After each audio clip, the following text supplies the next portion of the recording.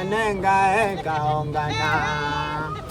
Mizimu ya Kinondoni shamba, mizimu ya Mwananyamala kaongana ngana. Hii ni maajabu. How are you? Wakulu kijana amekuja. Mjukuu wangu, nakupa masharti matatu muhimu.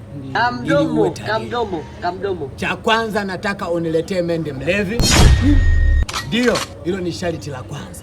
Mganga, masharti yao nitaweza kweli? Ndio nimekwambia sasa, kama hili tu utalishinda, utajiri umeukosa. Swala la pili, uniletee samaki bisho. Uniletee samaki bisho. Kaongana ngana kushala nenga kaongana.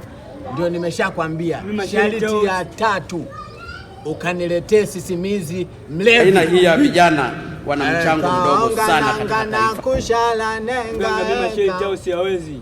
Unachoweza ni nini mjukuu wangu? Sasa nakwambia, kwa sababu umeshindwa, ninafunga macho, ninavyofungua nisikukute. Pita huku.